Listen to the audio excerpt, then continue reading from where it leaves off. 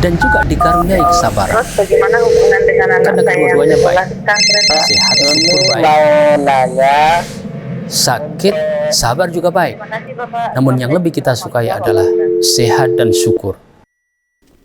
Bismillah, Assalamualaikum warahmatullahi wabarakatuh. Alhamdulillah, hamdan katsiran thayyiban mubarakan fi kama yuhibbu rabbuna wa yarda. Pemirsa Fatwa TV, alhamdulillah kita bisa diizinkan sama Allah berjumpa lagi di program yang kita nantikan di setiap hari Selasa pukul 4 sore dengan nama program Live Interaktif Tarbiyah Islamiyah. Nah, alhamdulillah juga Al Ustadz sudah bersama kita di sini. Dan Ustadz siapa? Tentunya dengan Al Ustadz Nafi Zainuddin Hafizahullah Ta'ala. Dan beliau juga sebagai mudir atau praktisi pendidikan yang saat ini posisinya di Temanggung, Jawa Tengah ya, di Pondok Pesantren Menara Al-Quran. Nah, untuk komunikasi lebih panjang lagi nanti kan kita sambung kepada Ustadz. Tapi sebelumnya, bagi penelepon, bagi pemirsa Fatwa TV dan pendengar radio yang tergabung dalam RTVC, bisa memonitor acara ini atau bisa bertanya langsung kepada Ustadz Nafi Zainuddin di nomor telepon yang ada di depan saya. 021 212 32 333. Itu ya, untuk pendengar radio disimak tuh 021 212 32 333. Dan bagi pemirsa gadget, YouTube, Facebook dan Instagram atau dengan di website dewanfatwa.com bisa disaksikan melalui layarnya. Baiklah, saat ini kita sapa Ustadznya. Assalamualaikum warahmatullahi wabarakatuh, Ustazuna. Apa kabar Ustaz? Waalaikumsalam warahmatullahi wabarakatuh. Alhamdulillah sehat. Semoga antum dan kru Fatwa TV di Jakarta sehat-sehat walaupun diguyur hujan terus-menerus. Iya Ustaz, diguyur Ustaz, tapi bukan kitanya yang diguyur Ustaz, genteng yang diguyur. Alhamdulillah. Iya Ustaz, alhamdulillah, semoga antum dan jajaran pengajar di Menara Al-Quran juga siswanya ya, siswa belum ada siswi ya, siswanya diberikan Allah kesehatan dan stamina yang baik untuk bisa menambah ilmu yang bermanfaat dunia dan akhirat. Allahumma. Alhamdulillah. Iya Ustaz, alhamdulillah kita diberikan izin oleh Allah untuk kita bisa bertemu dan membahas banyak sekali pertanyaan. Dan sebagai pembuka Ustaz, mohon kami dapat bocoran Ustaz dari belakang.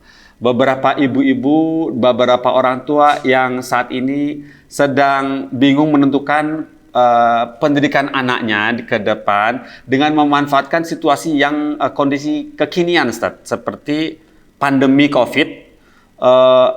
Sistemnya serba online ini. Nah, bagaimana sebaiknya yang ditentukan oleh orang tua ini? Kan sekarang lagi model tuh pesantren online, pesantren offline. Mereka sedang berpikir mana menimbang gitu, mana baiknya anak kami yang putri ini mendaftar ke online apa yang ke offline gitu. Yang online itu bisa dipantau orang tua perkembangannya, sementara yang online juga ada kelebihannya yang seperti biasa. Nah, monggo antum di-share ilmunya kepada kita, pemirsa Fatwa TV dan pendengar radio. Tafadhal masykurah ya Ustaz. Assalamualaikum warahmatullahi wabarakatuh. Innal hamdalillah nahmaduhu wa nasta'inuhu wa nastaghfiruh wa na'udzu billahi min shururi anfusina wa sayyiati a'malina. May yahdihillahu fala mudilla lahu wa may yudlilhu fala hadiya lahu. Asyhadu an la ilaha illallah wahdahu la syarika lah wa asyhadu anna Muhammadan abduhu wa rasuluh. Wa nusalli wa nusallim ala afdhalil anbiya'i wal mursalin Muhammad ibn Abdullah al-Amin wa ala alihi wa ashabihi ajma'in wa azwajihi ummahatil mu'minin wa man tabi'ahum bi ihsanin ila yaumiddin. Pemirsa dimanapun Anda berada, azanillahu wa iyyakum. Mari sama-sama kita memohon pertolongan kepada Allah Subhanahu wa taala dan selalu berupaya untuk mendapatkan bimbingannya. Wa qur rabbi zidni ilma. Dan katakanlah, wahai Rabbku, tambahkanlah kepadaku ilmu. Allahumma alimna bima yanfa'una wanfa'na bima 'allamtana.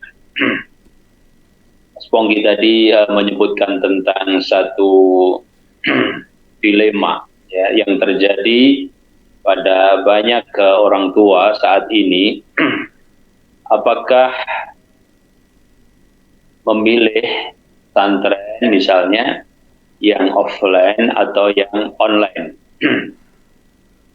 Sebenarnya sudah ada sedikit jawaban malah dari Mas Pongki tadi. Ya, masing-masing ada kelebihannya katanya. Nah, ya. Tentu kita kembali kepada ad-daruriyat al-khams. Ya, 5 perkara yang paling penting, daruri untuk kita jaga. Di situ ada jiwa, ya. Ada juga akal, ya, ada juga kehormatan, ya, adalah termasuk daruriyat yang barangkali langsung bersentuhan saat ini dalam kita menghadapi dilema tersebut, ya. Yang pertama bahwasanya keselamatan jiwa adalah utama, ya. Namun tentu yang paling mengetahui tentang hal ini adalah para al-attiba, ya, al-mautsukun atau al-mautsukin, yaitu para dokter, para ahli kesehatan yang terpercaya. Dalam kaidah-kaidah umum kita insya Allah bisa menjaga kesehatan sebagaimana dijelaskan dalam masa-masa seperti ini, ya, bagaimana tetap menjaga iman dan imun, keyakinan kepada Allah Subhanahu wa Ta'ala, mendekatkan diri kepadanya, banyak berdoa dan berzikir. Imun adalah kita menjaga imunitas yang ada di dalam tubuh kita. Ya. Nah, apabila perkara yang pertama ini kemudian sudah bisa menentukan, ya pilihlah itu sebagai penentuan. Ya. Apabila dirasa bahwa insya Allah kedua-duanya memungkinkan untuk kita menjaga kepentingan tersebut, baik offline ataupun online. Maka di sini tadi seperti yang dikatakan oleh Mas Pongki, berarti itu adalah berkaitan dengan maslahat, ya. Maslahat. Mana yang maslahat buat anak kira-kira dari 2 model tersebut, ya. Karena pasti berbeda kondisinya antara satu tempat dengan tempat yang lainnya, antara satu anak dengan anak yang lainnya, ya.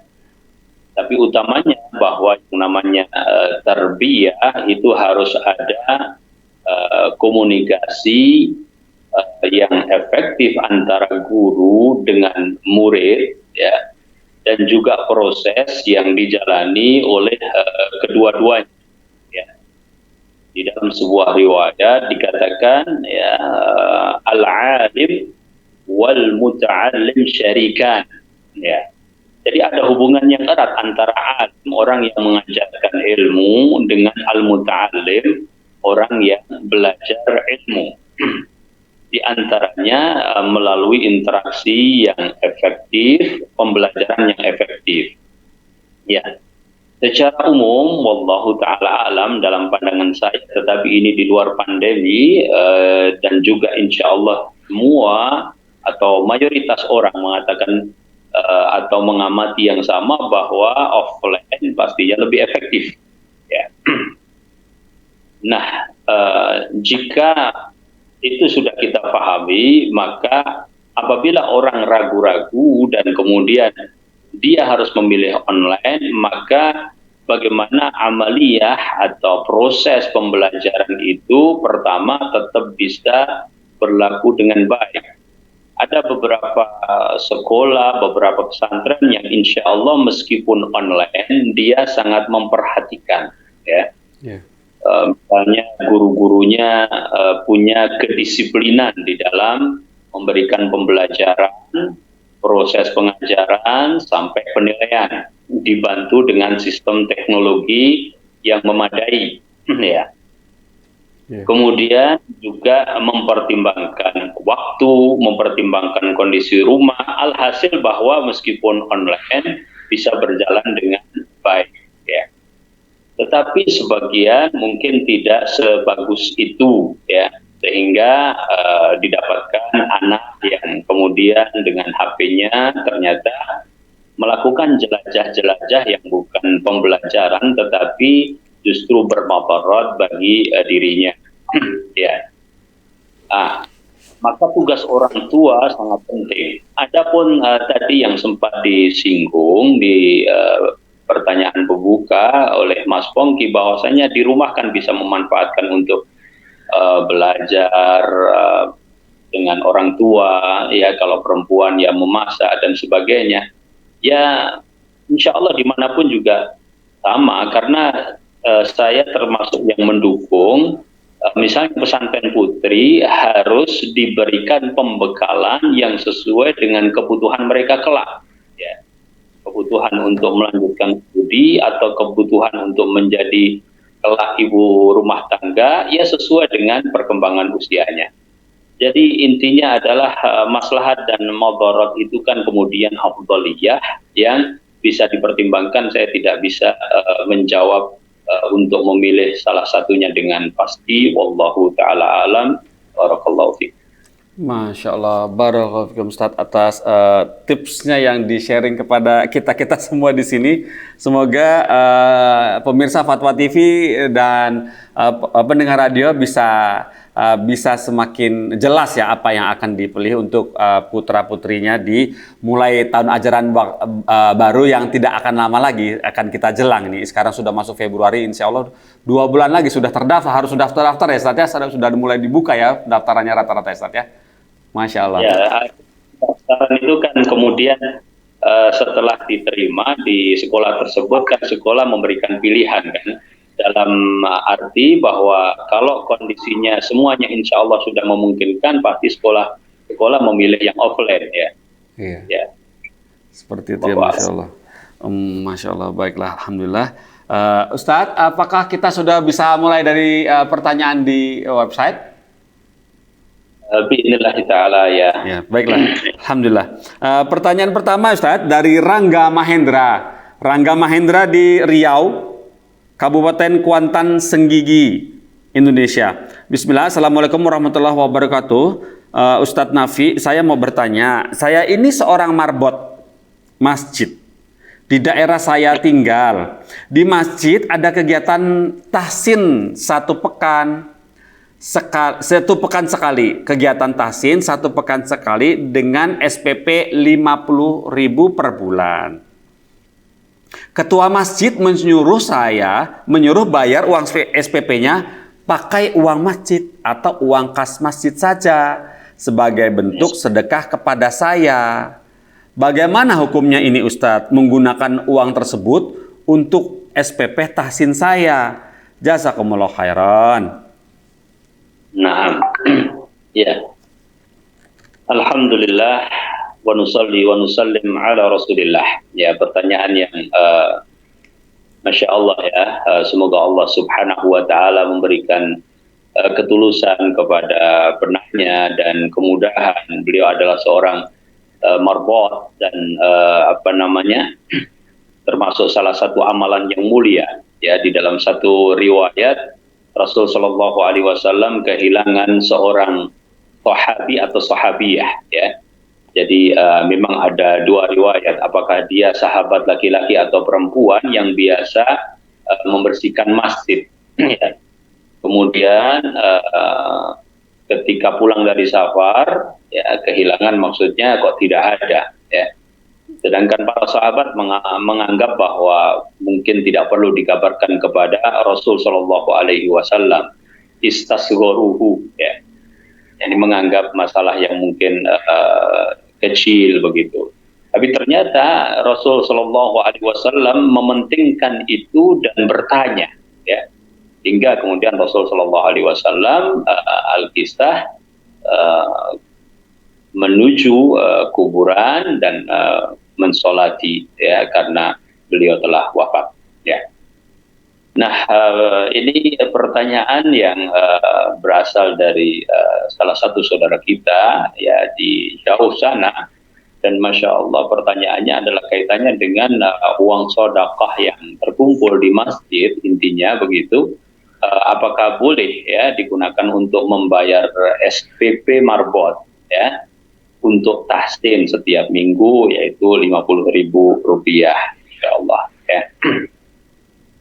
Nah, secara umum bahwa sedekah yang diberikan ke masjid, ada yang menganggapnya sebagai wakaf, ada yang menganggapnya sebagai sedekah biasa, ya. Dan nampaknya yang kedua, wallahu taala alam, itu yang lebih kuat menurut para ulama, ya. Dan orang memberikan sedekah ke masjid itu, ya, kalau tidak disediakan kotak-kotak tertentu, ya, maka biasanya mereka berpandangan bahwa, ya, sedekah yang diberikan itu adalah untuk kemaslahatan masjid, ya. Kemudian juga orang yang menghuni masjid, ya, orang yang berkhidmah untuk masjid, ya, termasuk di dalam hal ini adalah marbot, jelas, ya. Jadi perkaranya sebenarnya ke arah tersebut, ya. Dan selama pada posisi bahwasanya tidak ada ketentuan yang diberikan oleh orang yang menderma atau orang yang mensedekahkan, maka umum dan itu masuk di dalamnya insya Allah, yaitu untuk masjid, ya, dan orang-orang yang berkhidmat di dalam masjid, bahkan juga termasuk jamaah atau al-musallin, ya. Namun demikian ada perkara yang nampaknya perlu kita berikan tanbih atau perhatian di dalam masalah ini. Yang pertama adalah kaitannya dengan menganggap mudah atau enteng di dalam cara mengumpulkannya, ya. Apa di antara fenomena-fenomena yang terjadi di situ? Yang pertama, kadang-kadang kotaknya itu tidak ditempatkan pada tempat yang aman, tidak memakai kunci, ya. La qadarullah, kadang-kadang ada orang-orang yang waliyadzubillah usil, ya, sudah dikunci pun bahkan juga ambil dan sebagainya. Ya, ini tentu tidak dikehendaki. Yang kedua adalah bahwa pengurusan tentang pengumpulan sedekah di masjid itu diketahui hanya oleh orang-orang tertentu, bahkan bisa jadi adalah satu orang, padahal ini adalah harta umum, harta kebanyakan orang, ya, yang mungkin akan terjadi fitnah apabila hanya satu orang yang mengetahui, dan ini tidak semestinya. Kemudian yang ketiga, bahwa itu tadi, bahwa kotaknya hanya satu, dan itu adalah kotak umum, ya. Khususnya di negara kita mungkin memang kebanyakannya seperti itu di masjid-masjid, tapi di beberapa negara lain itu sudah dipisahkan, ya, misalnya untuk yatim, misalnya harta zakat, ya, misalnya untuk pembangunan masjid, sehingga akan didistribusikan sesuai dengan amanahnya. Nah, yang kedua inilah, ya, juga termasuk ada kurang memperhatikan beberapa masjid, yaitu di dalam masalah tasarruf tadi, ya, ini menggunakan uang tadi. Nah, mestinya kalau diketahui jelas amanatnya bahwa harta itu zakat atau bukan, misalnya, ya, kemudian dia menitipkan untuk amanat tertentu atau bukan, maka harus digunakan untuk itu, ya. Adapun secara umum, ya, maka biasanya orang menggunakannya memang untuk keperluan masjid, dan orang-orang yang berkhidmat untuk masjid. Di dalam hal ini maka marbot wallahu taala alam termasuk yang masuk dalam kategori ini, dan insya Allah itu termasuk sesuatu yang dibolehkan wallahu taala alam. Masya Allah, ya seperti itu ya. Jadi termasuk yang marbot, termasuk yang dibolehkan. Masya Allah. Alhamdulillah Ustadz atas jawabannya, atas keterangannya, sehingga semoga bisa dipahami oleh yang bertanya, Rangga Mahendra tadi ya. Berikutnya pertanyaan dari Fadil di Cirebon, Ustadz. Pertanyaan Abu Fadil Cirebon bertanya seperti ini. Bismillah, Assalamualaikum warahmatullahi wabarakatuh. Ustadz Nafi, izin bertanya, bagaimana caranya mengajar anak umur usia 7 tahun yang hiperaktif dan sangat sulit diatur? Saking aktifnya, banyak perabotan rumah yang dirusak. Yang dirusak ya, seperti televisi hancur, piring setiap hari ada yang pecah. Jadi petinju aja Ustaz. Jadi petinju. Terus kemudian sampai dua itu setiap hari, tiap minggunya beli piring. Ya, terus kemudian jazakallah khairan, ini mohon petunjuk bagaimana mendidiknya ini 7 tahun. Jazakallah khair. Alhamdulillah wassalatu wassalamu ala Rasulillah. Anak yang hiperaktif ya, hiperaktif ini ya melebihi pengertian dari sekedar aktif ya, namanya juga hiper ya, dan biasanya anak-anak seperti ini memang ya membutuhkan perhatian khusus ya. Bukan berkebutuhan khusus, tetapi memang membutuhkan perhatian lebih khusus ya, karena anak ini adalah anak yang sulit fokus misalnya ya, kurang konsentrasinya ya, susah untuk mengingat informasi-informasi yang diberikan, bahwa ada satu kegiatan dengan kegiatan yang lain itu rentangnya ya sangat pendek ya. Artinya dia berpindah dari satu kegiatan kepada kegiatan yang lain. Nah, bagaimana cara menanganinya? Tentu hiperaktif ini kadang-kadang harus dikonsultasikan kepada orang-orang yang mengerti ya, semacam dokter, kadang-kadang juga mempunyai pengalaman di dalam hal ini, karena dia menjadi beraktif itu kadang-kadang juga ada sebab-sebabnya. Tapi secara umum bahwa selama kita itu mempunyai ya kemauan dan keyakinan kepada Allah Subhanahu wa taala, kemudian kita mempersiapkan diri, insyaallah taala kita akan bisa. Jadi beberapa kata kuncinya ya sebagai saran ini ya, sebagai saran ya. Kata kunci yang pertama, kita harus yakin kepada Allah bahwa itu bisa diarahkan. Yang kedua, ya telaten. Yang ketiga, sabar. Ya, ya mungkin perbedaannya bahwa telaten itu memang satu persatu harus diikuti. Ya. Jadi orang yang mendidiknya, apakah itu orang tua atau dia guru, harus berperan sebagai shadow, istilahnya dalam sebagian sekolah itu dikatakan kata tersebut ya. Dia selalu hadir ya, selalu hadir bersama anak ini ya, karena memang membutuhkan itu. Yaitu tadi, kalau sampai piring pecah terus ya, bahkan sampai alat-alat besar semacam televisi juga menjadi mainannya sampai pecah gitu kan. Ya, kan memang butuh seorang yang berlaku sebagai saya tadi, mempertimbangkan untuk selalu berada di sisinya, menjadi ya yang menyertainya setiap waktu ya. Pertama harus menerapkan kedisiplinan.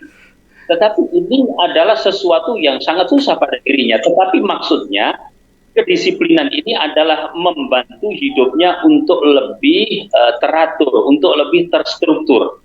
kan tadi sifatnya itu dia selalu ya dalam tanda kutip kacau ya. Bagaimana membiasakan itu untuk kemudian lebih teratur, lebih bisa terstruktur, dan itu harus dibuat pola setiap hari, dan disitulah fungsi itu tadi ya, apakah orang tua atau pendidik. Sebagai contoh misalnya ya, tolong nak, kan 7 tahun ya, tolong nak sudah azan segera ambil air wudhu misalnya ya. Jadi setiap salat 5 waktu di pola seperti itu ya. Kemudian waktu makan misalnya, nak ibu sudah siapkan makan, ayo mulai makan misalnya ya. Terus sampai tidur, mandi, tidur ya, tidur pun demikian, bahwa dibuat pola setiap hari bahwa tidurnya misalnya jam 9 malam katakanlah, kemudian dia bangun di pagi hari ya. Nah, pola-pola yang seperti itu perlu dan bisa dipakai sebuah kata-kata yang dia pahami terus, seperti misalnya kerjakanlah dengan tuntas ya. Nah, tuntaskan ya. Nah, tuntaskan ya.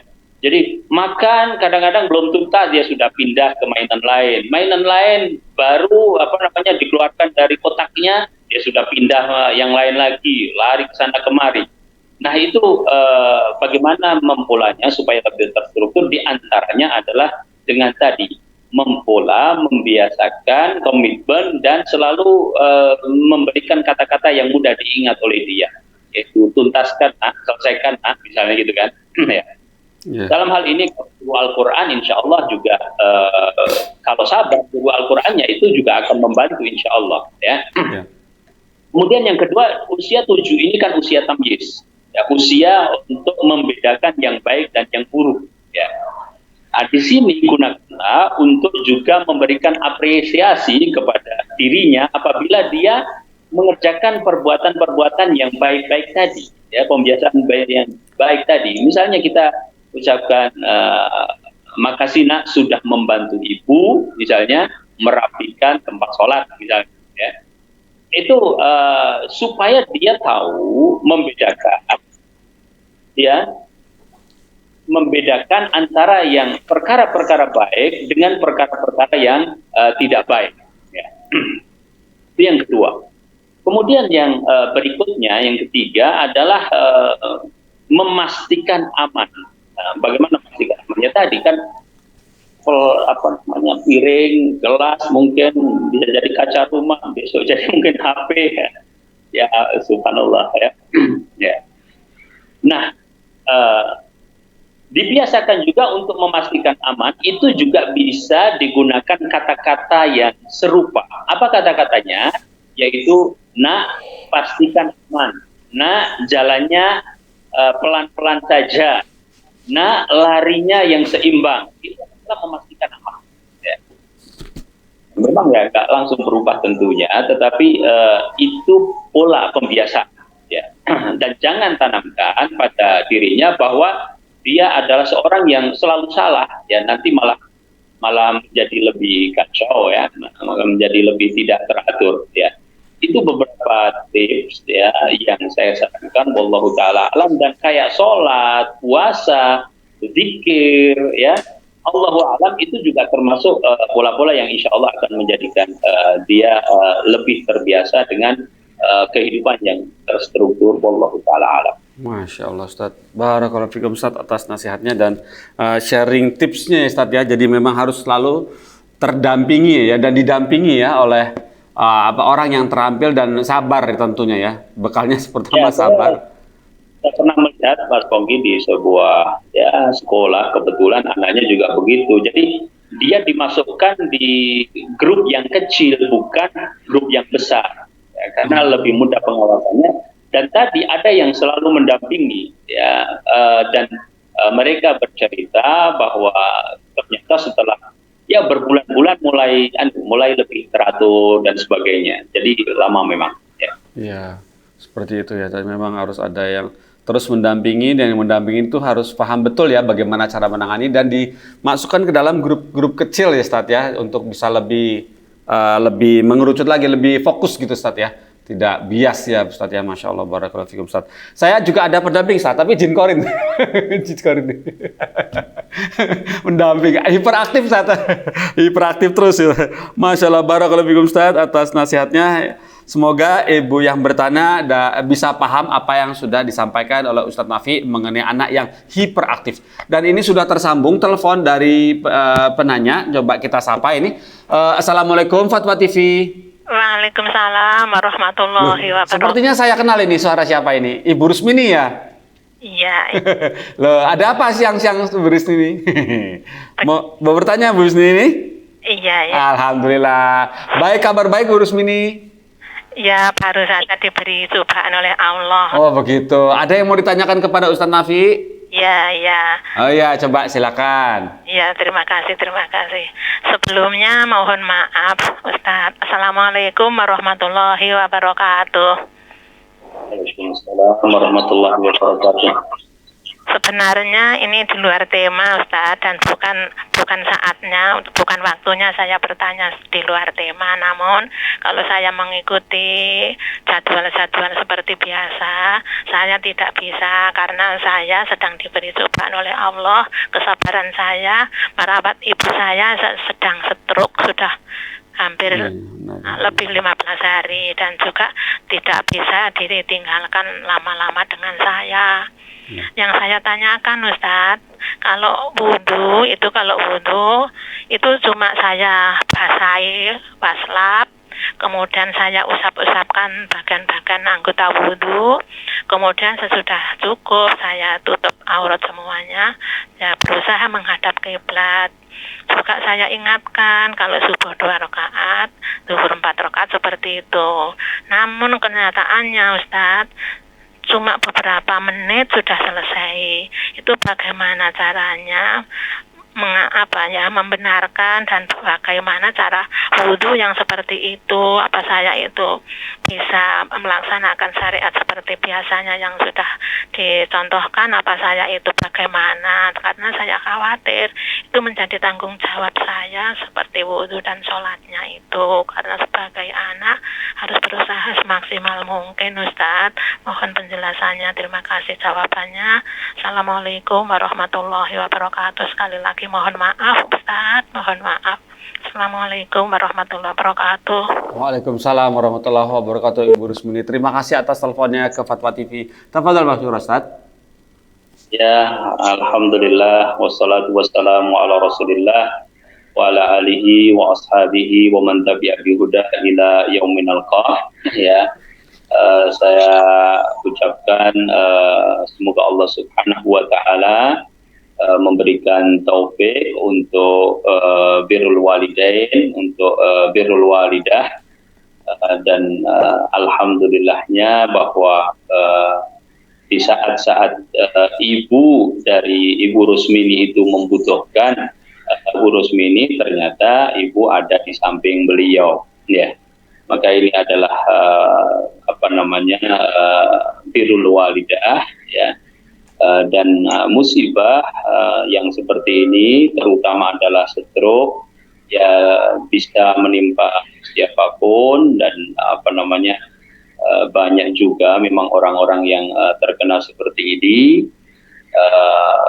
Tentu kita mengharapkan segera sembuh, ya, diberikan kesehatan kembali. Allahumma Rabbal Arsyil Azim, as'aluka an yushbiha. Ya, jadi memang kita berharap segera sembuh, ya, supaya ya insya Allah dalam beribadah lebih optimal seperti hari-hari sebelumnya. Tapi kita juga menyampaikan hadis Nabi Shallallahu Alaihi Wasallam bahwasanya seorang mukmin itu apabila mempunyai kebiasaan-kebiasaan yang baik, maka walaupun sakit itu ditulis pahalanya seperti ketika sehat, gitu. Nah, kemudian masuk kepada inti pertanyaannya adalah apakah wudhu yang cepat, bahkan sholat yang cepat itu cukup baginya? Ya, kembali kepada firman Allah Subhanahu wa taala, fattaqullaha mastata'tum. Ya. Ya, karena taklif syariah, pembebanan syariat itu tergantung kepada kesadaran orang, ya, tergantung kepada kemampuan untuk melakukannya, ya. Tadi sudah benar diwudukan, kemudian diingatkan kalau perlu sholatnya juga didampingi, jadi misalnya Allahu Akbar, kita ada di situ Allahu Akbar, ya, kemudian baca aja bacaan-bacaan yang pendek seluruhnya, termasuk tasbihnya, termasuk bacaan rukuknya, termasuk misalnya bacaan duduk di antara dua sujud, cukup misalnya robek firli, kayak gitu kita dampingi kalau bisa, ya. Jadi kita berada ketika wudhu diwudhukan, sekalian ketika sholat, maka kita juga mendampinginya, menuntunnya, sehingga insya Allah lebih syar'i dan apa yang dikhawatirkan tadi tidak terjadi kembali. Ya, kita berdoa, ya, Bu Rusmini, agar Allah Subhanahu wa taala memberikan kemampuan kepada ibu, kepada keluarga, dan segera diberikan kesehatan. Nah, barakallahu fikum Ustaz. Semoga ya dimudahkan ya Ustaz, ya, urusan mengurus orang tua dari Ibu Rusmini di Pacitan. Alhamdulillah. Berikutnya Ustaz, kita akan lanjutkan di sini pertanyaan dari hamba Allah di Jambi, Ustaz. Hamba Allah di Jambi bertanya seperti ini. Bismillah, Assalamualaikum warahmatullahi wabarakatuh, Ustaz Nafi. Saya ingin bertanya, izin bertanya, saat ini saya menyibukkan diri dengan belajar serta membantu usaha ayah dan ibu di rumah. Terkadang ketika ada jadwal kajian langsung, saya lebih sering tidak ikut dan memilih kajian intensif di TV Sunnah atau mendownload kajian kitab yang terlewat di YouTube. Qadarullah jadwal kajian bersamaan dengan jadwal saya membantu pekerjaan ibu, menemani beliau dan lain-lain. Apakah sikap saya yang ambil ini sudah benar ya Ustadz? Jadi lebih membantu ibu ketimbang kajiannya ini, urusan kajiannya ini, menambah ilmu. Mohon pencerahannya Ustadz. Barakallahu fikum. Alhamdulillah, wassalatu wassalamu ala rasulillah, ya. Semoga Allah menambah semangat kepada al-akh, saudara kita tadi yang bertanya tentang hal ini, baik dalam birrul walidain ataupun di dalam thalabul ilm. Ya. Yang pertama difahami bahwasanya birrul walidain itu adalah lebih utama daripada perkara thalabul ilm. Ya. Jadi berbakti kepada kedua orang tua itu bahkan lebih utama dari perkara jihad yang sunnah, ya, jihad yang sunnah. Sedangkan menuntut ilmu itu adalah bagian dari jihad, ya. Berarti ya birrul walidain tetap diutamakan di dalam hal ini, ya. Kemudian yang kedua, dalam kasus tersebut, ya, jika kedua orang tuanya misalnya ditinggal nggak apa-apa.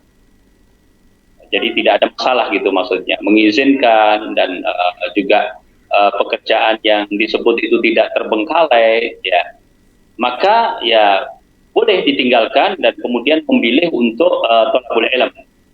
Ya, ini jika kita tidak mempertimbangkan kondisi pandemi saat ini, ya, intinya ada kajian yang offline, kajian yang ada di masjid misalnya, ya.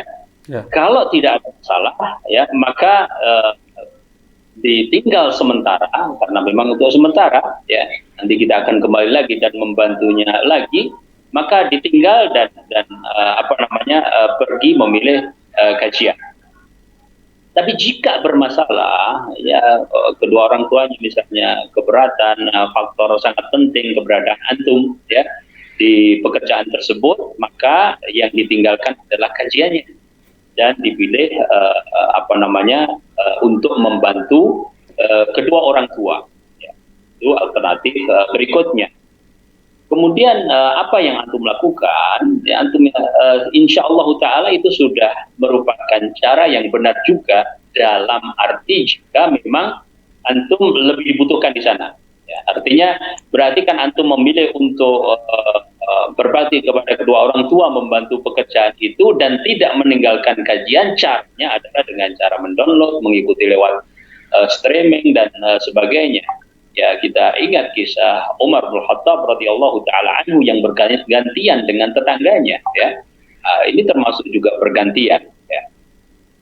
Namun kalau ternyata cara itu yang dipilih, ya, dan itu yang sesuai dengan kondisi sekarang, ya, tetap saja bahwa jangan seluruh thalabul ilm yang dilakukan itu mengandalkan rekaman atau YouTube atau medsos, ya, karena keberadaan majelis ta'lim itu jauh lebih memberikan nilai keuntungan di dunia dan di akhirat dari berbagai sisi, ya.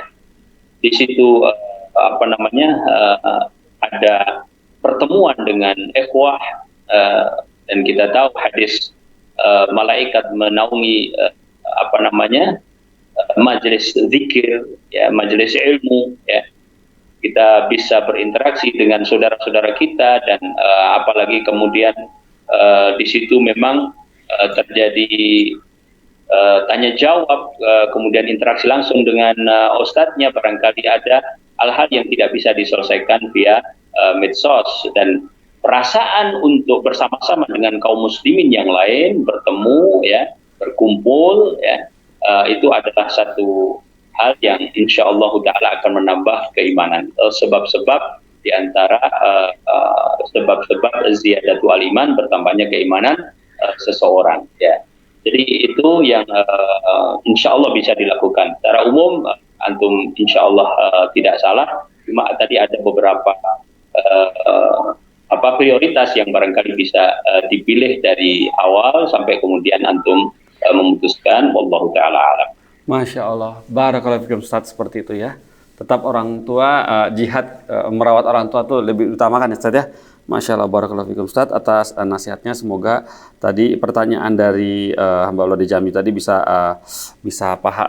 paham untuk kemana dia harus menentukan langkahnya dan amalnya. Baiklah Ustaz, ini pertanyaan berikut kita sambung. Fitri, dari Fitri Agesti di Banten Ustaz, Kabupaten Serang. Bismillah, Assalamualaikum warahmatullahi wabarakatuh. Ustaz Nafi, Afan Ustaz, Ana mau bertanya, Ana punya saudara laki-laki yang sudah mengaji, lantas dan faham sedikit tentang agama. Kemudian dia ingin hijrah ke Kalimantan, ke pondok tahfiz demi memperbaiki masa depan dan kehidupannya. Lantas itu menurut anak itu. Kemudian namun di satu sisi ia meninggalkan ibunya. Kemudian demi berangkat ke sana. Ibunya dan Ibu Anas seorang janda tua. Jadi anak pribadi dan suami anak termasuk tidak mampu. Sama saja seperti dirinya. Bagaimana hukumnya meninggalkan orang tua untuk hijrah? Dan seorang ini merasa sangat sedih sekali karena anaknya memutuskan untuk meninggalkannya. Mohon dibantu Ustadz supaya bisa adiknya ini bisa paham. Barakallahu fikum. Barakallah. Alhamdulillah wassalatu wassalamu ala Rasulillah. Ya, sebagaimana dia membuat orang tuanya bersedih, maka dia harus segera kembali dan membuat orang tuanya berbahagia. Ya. Sebagaimana Rasul Shallallahu Alaihi Wasallam ya memerintahkan kepada salah seorang sahabat, ya, sebagaimana engkau telah membuat kedua orang tuamu menangis, maka kembalilah dan buat kedua orang tuamu tertawa bahagia. Jadi ada sebuah riwayat ya di dalam Sahih Abu Dawud ya, bahwa ada seorang laki-laki datang kepada Rasulullah Sallallahu Alaihi Wasallam. Kemudian berkata kepada Rasulullah Sallallahu Alaihi Wasallam, "Ji'tu ubayi'uka 'ala al-hijrati." Ya. Wa taraktu abawaya yabkiyan. Aku datang kepadamu wahai Rasul Allah, ya, untuk membaiatmu dalam hijrah. Ya. Namun aku tinggalkan kedua orang tuaku menangisiku. Ya. Maka Rasul Shallallahu Alaihi Wasallam mengatakan, irji' alaihima, fa'adhik huma kama abkaitahuma. Atau kama qala Shallallahu Alaihi Wasallam. Pulanglah menemui keduanya dan buatlah keduanya tertawa bahagia sebagaimana engkau telah membuat keduanya menangis. Ya. Para ulama menjelaskan tentang hadis ini apa yang dimaksudkan dengan hijrah di sini. Yani hijrah di sini maksudnya adalah berpindah dari tempat yang kufur, negara, ya, satu tempat yang kufur kepada tempat yang muslim, ya. Bukan hijrah bersama Rasul SAW, karena lahirnya ini sudah terjadi setelah hijrah Rasul SAW. Nah, pada hadis ini Rasul SAW memerintahkan kepadanya untuk pulang, ya, dan mementingkan keridhaan kedua orang tuanya. Jadi sama sesungguhnya ini dengan pertanyaan yang sebelumnya kurang lebih, ya. Ya, artinya memperbandingkan antara taatul walidain atau birrul walidain, bukan taatul walidain, birrul walidain dengan thalabul ilm, keperluan untuk thalabul ilm. Ya. Nah, adapun orang tuanya itu melarang karena tidak suka ilmu, itu perkara lain. Tapi orang tuanya sebenarnya suka ilmu, ya, tidak masalah gitu. Tetapi ada kebutuhan kehadiran dia di sisinya, baik untuk keperluan bahkan yang paling doruri seperti nafkah harian, kemudian menjaga ibunya yang sudah tua, ya, ini penting sekali, ya. Maka ini didahulukan, ya, berdasarkan, ya, pelajaran yang kita ambil dari hadis Rasulullah Sallallahu Alaihi Wasallam tadi. Dan Rasulullah Sallallahu Alaihi Wasallam tadi menyebutkan tentang segera untuk pulang, ya. Berbeda kalau misalnya perintahnya adalah perintah misalnya wajib, ya, yang tidak bisa ditinggal, misalnya seorang pimpinan negara misalnya memerintahkan dirinya untuk jihad di jalan Allah Subhanahu wa taala, ya. Ya, itu perkara yang lain. Tetapi dalam posisi itu insya Allah, ya, dalam posisi harus mendahulukan kepentingan orang tuanya. Dan kalau tadi mungkin di Banten, ya, maka insya Allah kajian-kajian ilmu baik Al-Quran ataupun Sunnah, bahkan pendalaman ilmu-ilmu din, insya Allah banyak, ya. Di sana ada pesantren Riyadhus Shalihin, ya. Ya. Punya siapa? Nu'man, Ya. yang Ustadz Abdullah Rai. Ya, jadi sangat mungkin, alhamdulillah, menjama atau mengumpulkan dua kepentingan itu, walillahil hamd, wallahu ta'ala alam. Masya Allah, barakallahu fikum Ustaz atas solusi yang diberikan kepada Saudara Fitri Agesti Banten, ya. Semoga insya Allah jawaban ini akan diterima segera, diproses oleh Fatwa TV supaya dapat didengarkan oleh Fitri Agesti di Banten, ya. Dan di Banten Serang ada pesantren Riyadhus Shalihin, ya Ustaz, ya. Dari Ustadz Nu'man dan Ustadz Abdullah Roy di sana, ya. Masya Allah. Barakallahu fikum Ustadz atas solusinya, betul juga. Baiklah Ustadz, ini pertanyaan berikut Ustadz dari Ratnawati, Sulawesi Barat. Ratnawati di Sulawesi Barat, Kabupaten Polewali Mandar, Indonesia. Assalamualaikum warahmatullahi wabarakatuh. Ustadz Nafi, langsung saja nih. Begini Ustadz, saya kadang merasa sangat berdosa ketika saya dan teman-teman kerja lagi duduk-duduk bercerita, kadang lupa diri apa yang diucapkannya. Kemudian padahal saya sudah mengenakan niqab. Lantas apa yang harus saya lakukan ya Ustadz, agar saya selalu sadar diri kalau semua itu tidak pantas? Kemudian sebenarnya bukan cerita apa-apa sih, Cuman kadang-kadang kita atau saya kelepasan kata-kata yang tidak terkontrol.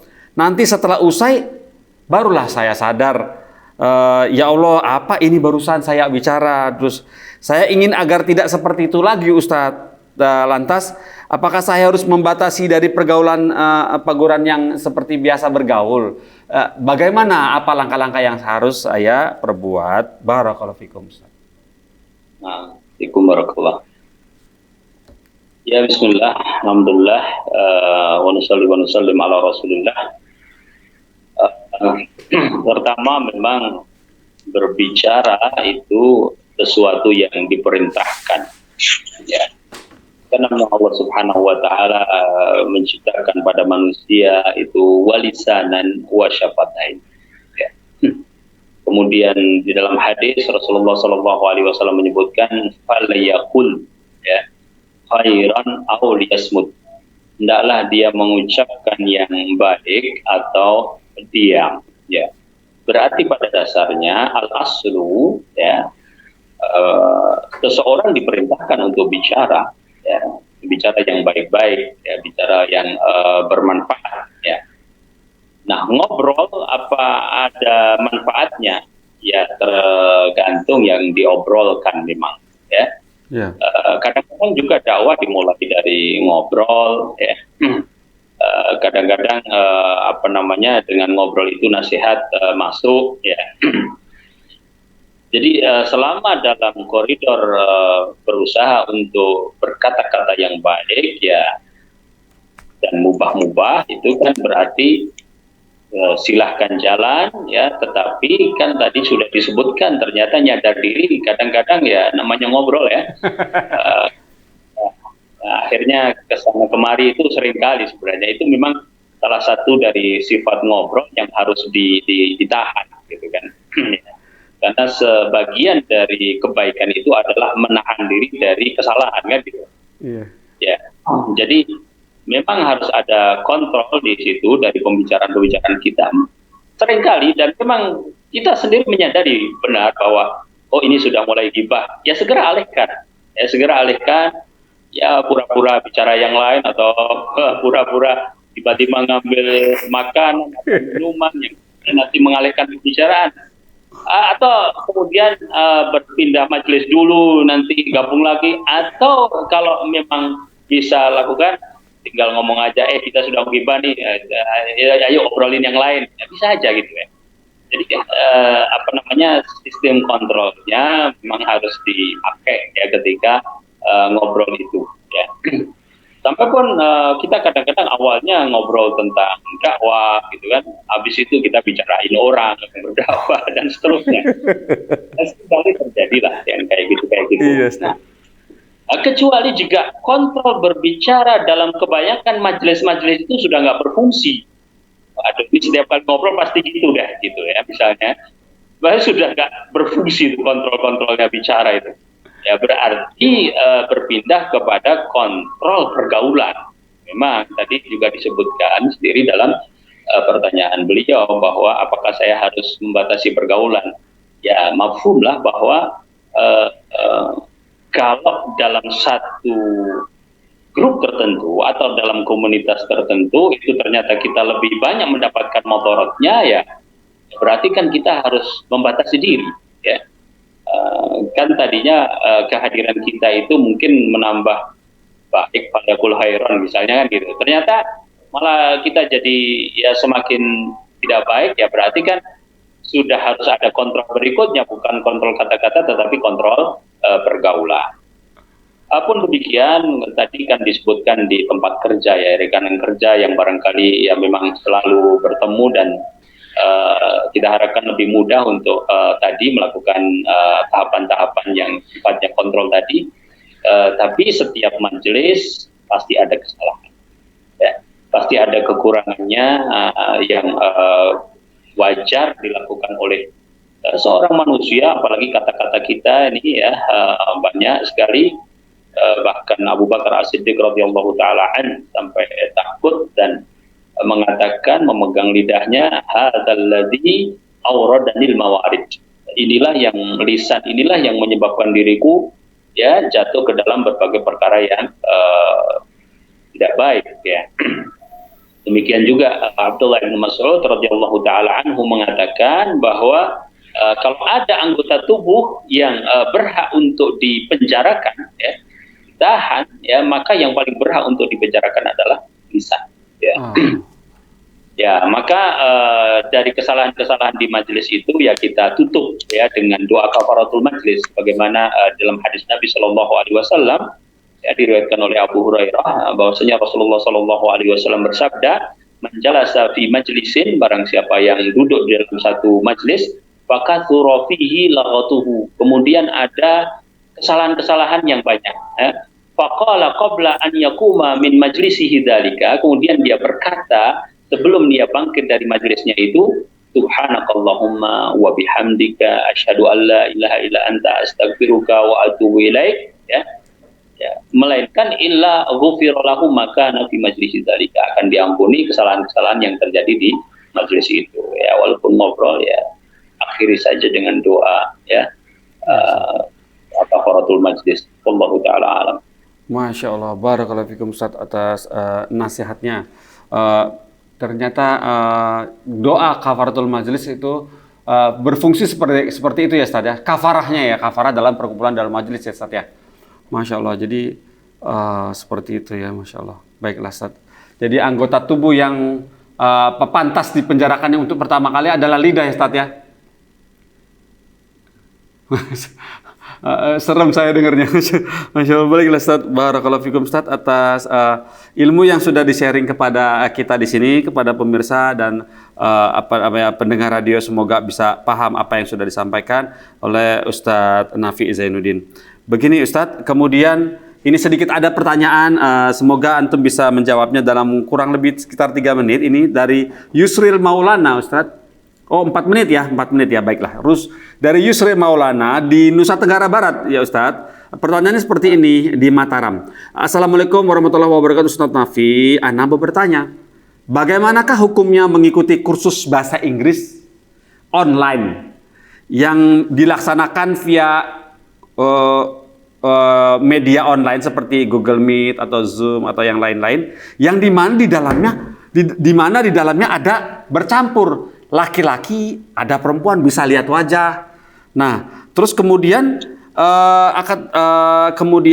kita kadang disuruh berinteraksi karena ini pelajaran berbahasa, kemudian harus melatih pembicaraan dengan kadang bertemu dengan lawan jenis ini, laki-laki dengan wanita, wanita dengan laki-laki, untuk melatih skill bahasa Inggrisnya. Apakah harus ditanggalkan kursus ini atau saya berhenti dari kursus ini atau apa ada cara lain? Mohon petunjuknya Ustaz. Barakallahu fiik. Ya. Alhamdulillah wassalatu wassalamu ala Rasulillah. Ya, memang di antara minimalnya kita itu menjauhi mawatinus syubah ya, tempat-tempat yang banyak subhat di situ. Ya, maksudnya belajar, tetapi kadang-kadang kita mungkin susah untuk menjaga diri. Ya. Sebenarnya solusinya adalah ya kursus yang sekarang ini online itu saking banyaknya, sangat banyak sekarang. Iya. Konten-konten di YouTube juga saking banyaknya. Ini wallahu taala alam, barangkali di antara hikmah pandemi dari sisi yang baik. Maksudnya artinya untuk dakwah dan untuk ilmu, bahwasanya banyak sekali orang-orang menyebarkan ilmu, baik bahasa Arab, bahasa Inggris, pelatihan apapun, pendidikan, parenting, subhanallah sangat giat sekali. Ya, karena banyaknya itu ya tinggal kita pilih yang paling selamat untuk kita gitu. Insya Allah bermanfaat. Ya, gitu aja Mas Bogi ya, barakallahu fiik. Iya Ustaz, barakallahu fiik Ustaz atas nasihatnya. Semoga Mas Yusril Maulana ya bisa lebih berhati-hati dalam mengambil kuliah atau ilmu secara daring seperti ini Ustaz ya, dipilih-pilih begitu maksud Ustaz ya, dipilih-pilih ya Ustaz ya. Baiklah Ustaz, dengan jawaban antum terhadap pertanyaan Yusril Maulana menggenapkan mentuntaskan acara sore hari ini kita Ustaz. Barakallahu fiik Ustaz. Ya, semoga pekan depan antum masih mau kita ganggu lagi. kita ganggu lagi dan meluangkan waktunya untuk teman-teman di Fatwa TV, pemirsa di Fatwa TV, juga pendengar radio. Barakallahu fiikum Ustaz. Jazakallah khair ya. Barakallahu fiikum. Ya wa iyyakum Ustaz. Wa fiik barakallah. Ustaz, bolehkah saya tutup acaranya? Ya, silakan ya. Tutupnya dengan kafaratul majlis seperti tadi pastinya Ustaz ya. Iya, baiklah Ustaz, kita tutup ya. Pemirsa Fatwa TV, alhamdulillah tuntas sudah sore hari ini supaya kita bisa lebih berhati-hati lagi ke depannya dan kita tutup acara ini dengan kafaratul majlis. Subhanallahumma wa bihamdika asyhadu an la ilaha illa anta astaghfiruka wa atubu ilaika. Wassalamualaikum warahmatullahi wabarakatuh. Dan juga dikaruniai kesabaran. Terus bagaimana hubungan dengan anak Karena saya yang kedua-duanya baik. melahirkan ternyata Sehat, syukur baik. Mau nanya, Sakit, sabar juga baik. terima kasih Bapak. Namun yang lebih kita sukai adalah sehat dan syukur.